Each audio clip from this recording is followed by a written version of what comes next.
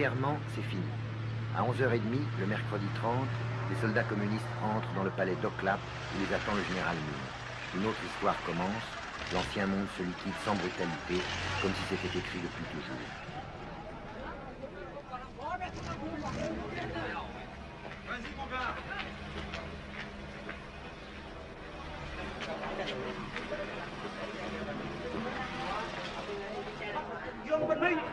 Nous avons capturé Gérard Mine, président depuis 2 jours seulement.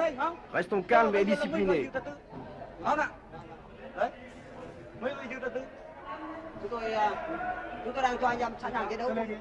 Je donne le pouvoir à ceux qui sont beaucoup plus mérités que moi.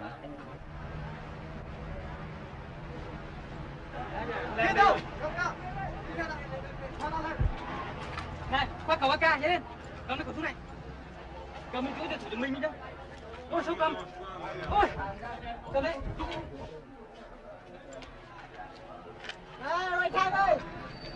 Quelques soldats perdus continuent à tirer. Ici, l'ancien hôtel de ville de Saigon.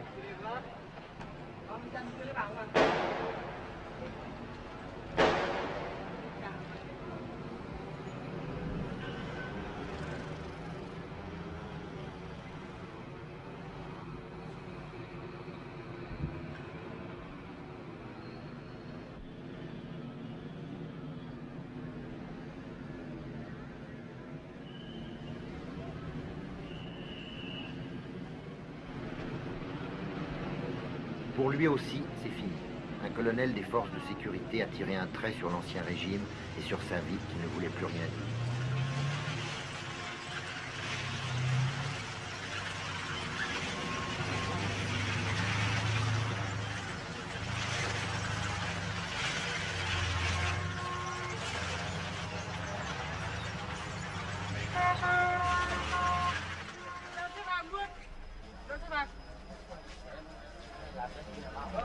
Les prisonniers au palais d'Oklap.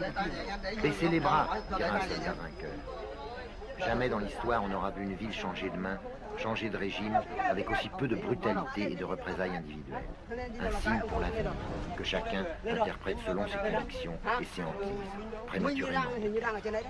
Không bây giờ nha, nó đang thuộc ở trên rồi. Còn nó xem nó nằm đâu.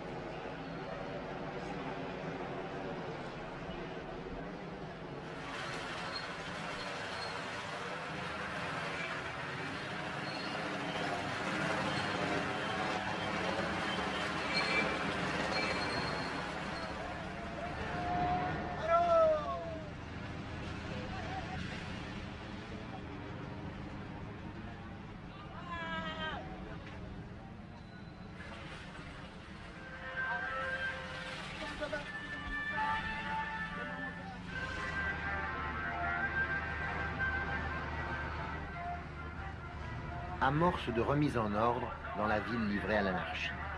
Des enfants de 12 ou 13 ans à la gâchette trop facile patrouillent dans les rues avec leurs M16 américains. On les appelait les cow-boys, le plus sérieux danger de cette période intermédiaire incertaine.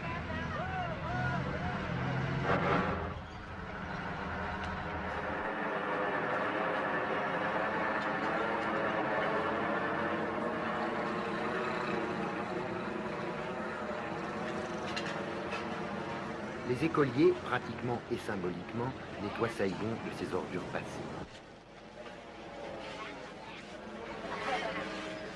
Nous faisons l'hygiène publique pour nettoyer la ville. Oui. Qu'est-ce qui vous a donné l'ordre de nettoyer la ville? Mais personne ne nous a donné l'ordre. Mais pas de par nous-mêmes, nous faisons ce travail. Nous avons transmis l'ordre à élève par élève et nous nous sommes réunis aujourd'hui quelques centaines d'élèves et nous proposons aujourd'hui de nettoyer le rectangle qui entoure notre école. Chers camarades et compatriotes, le gouvernement révolutionnaire provisoire a libéré Saigon et maintenant notre ville s'appelle Ho Chi Minh. Les petits hommes verts s'installent. Ils font connaissance avec Saigon, Saigon fait connaissance avec eux. La ville s'adapte grâce à sa traditionnelle souplesse. Elle joue le jeu de la victoire, un jeu qui ne sera pas sans lendemain. Parfois dans l'enthousiasme, parfois dans le doute. Malin, trop malin celui qui essaye déjà de faire la part des choses.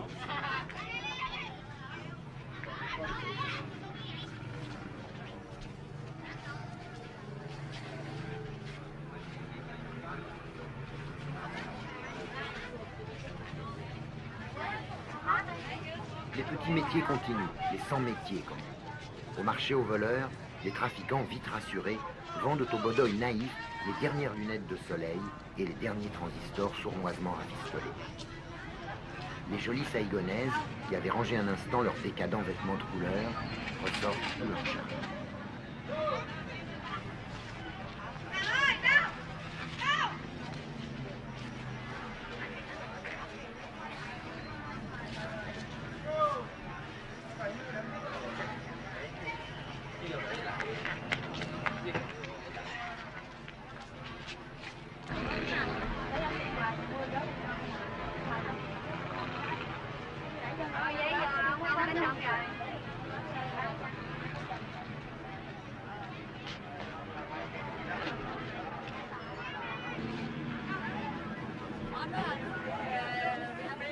Les motos, nerfs de la vie saïgonaise, ont soif. Des malins vendent de l'essence trafiquée au coin des rues, 2000 piastres le litre. La vie habituelle s'adapte et tente obstinément de durer avec ses petits trucs et ses petites libertés précieuses. Mais on sait qu'elle n'a qu'un temps, qu'un autre ordre, plus honnête et plus sévère, va s'installer.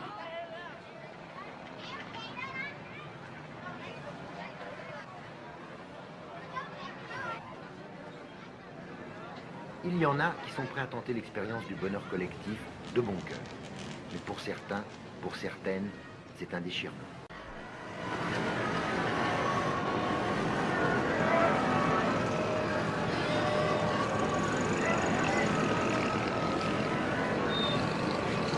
Superficiellement, Saigon n'a pas tellement changé. Il y a moins d'essence, mais tout se déroule pour eux. Attentifs, plutôt débonnaires, les petits hommes verts, les bodoïs comme nous, sont partout dans la ville. Le climat est pacifique, avec des moments de tension, comme pendant les derniers jours qui ont précédé notre départ. Les combattants du Nord, responsables de la force de frappe révolutionnaire, puis les maquisards du Sud, découvrent une vie étrange, après tant d'années de danger mortel et d'austérité dans la région. Les gens de Saigon s'apprivoisent au son des haut-parleurs qui diffusent, assez lourdement, des slogans dont personne n'a vu.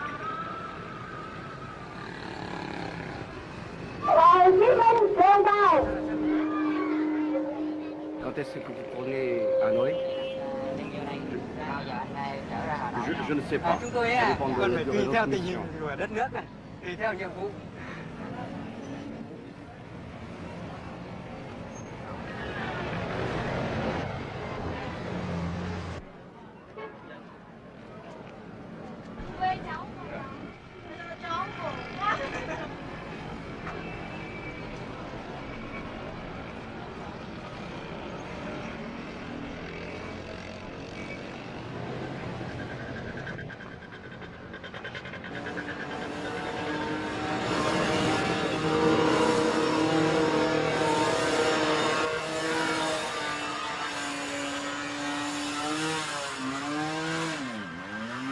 Leçon de conduite dans la ville. Les bodoïs rencontrent les choses de l'Occident.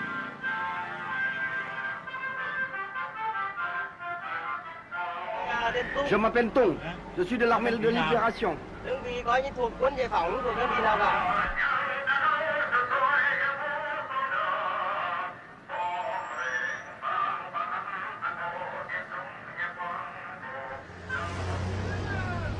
révolutionnaires arrivent à Saigon qui leur fait petit.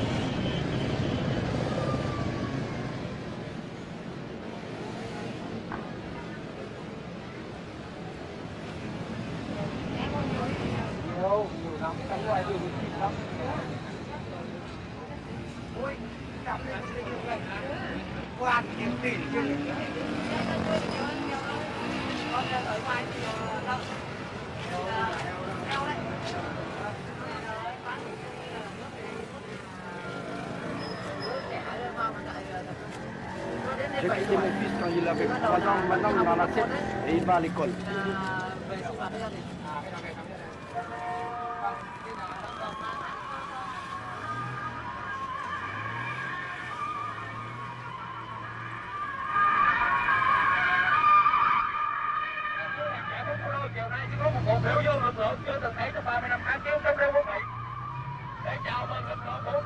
Devant le palais de Clark, partout dans la ville, naissent des manifestations ou des meetings plus ou moins spontanés.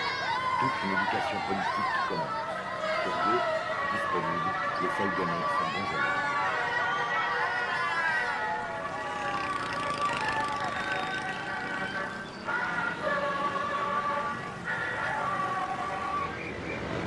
Le premier jour, plus de police, plus de maintien de l'ordre. Anarchistes par nature, les gens de Saigon en ont profité pour embouteiller plus que jamais les trafics. Les jeunes des comités révolutionnaires populaires essayent de raider la circulation avec un succès relatif.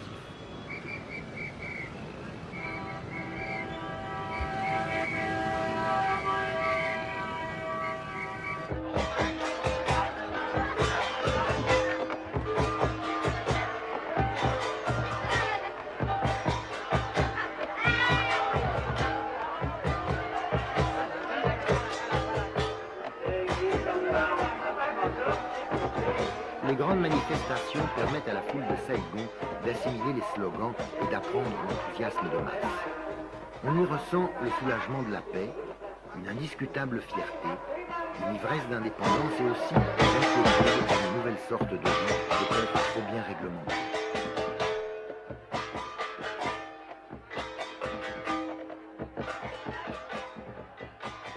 Est-ce qu'il n'y a pas une différence entre les gens du Sud et les gens du Nord? Non, je crois en ce temps-là, on s'en même. On dit que les gens du Nord sont plus sévères, non? Avant, maintenant, Maintenant, pas du tout? mais pas du tout. Ça vous inquiète pas qu'il y ait tous les gens du Nord, hein? Je crois maintenant il est un pitié pour les gens du Nord. Un du Sud, pardon.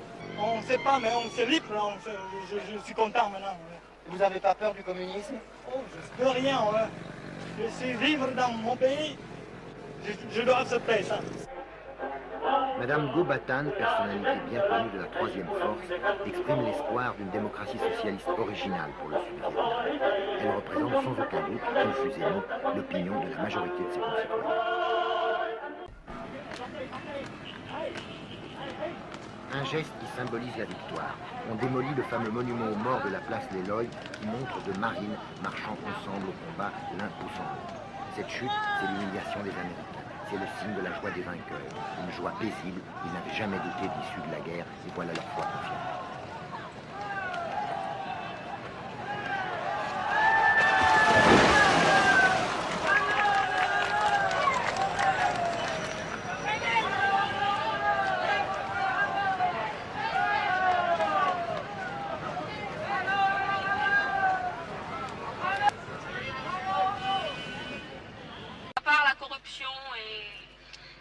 Et si le gouvernement est dur, qu'est-ce que vous allez faire? Ben, on va essayer d'accepter au début. Si vraiment on ne peut pas accepter, soit peut-être qu'il y aura une révolte ou si tout le monde est courageux. Ou alors si tout le monde accepte d'accepter, accepte de supporter la vie dure là, il y aura une petite somme qui va essayer de se suicider pour essayer de raccourcir la vie, et puis c'est tout. Et puis les autres, ils restent, ils mènent leur vie dure comme ils veulent.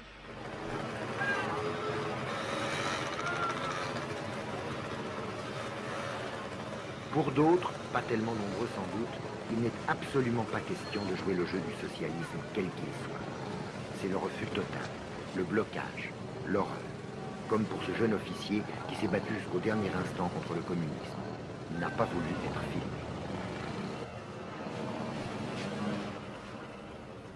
Tant que la liberté existe encore au Vietnam, je désirais vivre au Sud-Vietnam, c'est mon pays. Je prenais la défense de mon pays en tant que soldat. Ce qui veut dire que je ne porte pas les habits militaires pour défendre le régime de Thieu. C'est un régime pourri, mais tout le monde y retrouve son compte. À vrai dire, c'était une mode de vie qu'on a appris à vivre avec. Il y avait beaucoup de liberté dans cette pourriture. Je porte les habits militaires pour défendre mon pays contre le communisme. Je prends la défense de ma liberté et de la liberté de ma famille. Et cette liberté, hélas, ça n'existe plus. Avec le Front de Libération Nationale, avec les communistes, il n'existe plus de liberté. On n'a pas été libérés. On est fait prisonnier et on subira toutes les conséquences. Il n'existera plus de liberté. Et les Européens, ceux qui pensent que c'est une libération, se trompent. Il n'y a pas de libération. Il y a une conquête. On a perdu la guerre. On a été trahis. On a combattu pour rien. Et maintenant, on se demande quel sort sera réservé à nous tous. Nous, les Vietnamiens libres. Nous qui avons combattu contre le communisme. Nous qui avons reçu une instruction comme il faut. Nous sommes trop intellectuels pour être communistes.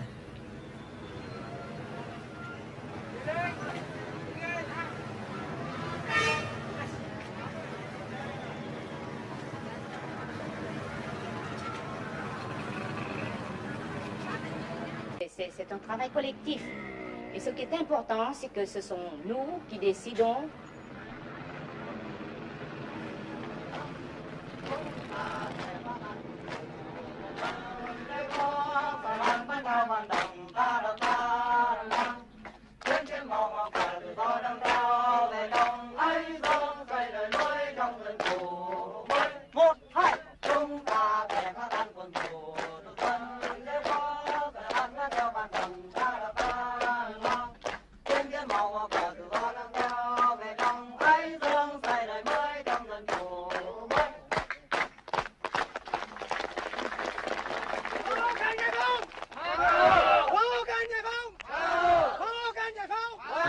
Madame le commandant Nguyen Ngoc Dung trace le chemin, raisonnable et heureux, d'un socialisme librement consenti.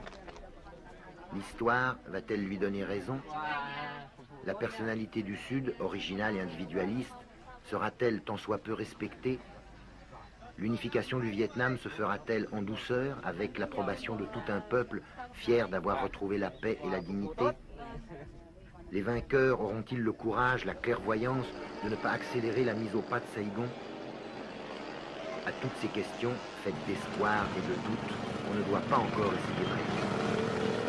La Bastille a été prise il y a un mois à peine, dans le siège, la révolution commence en pleine.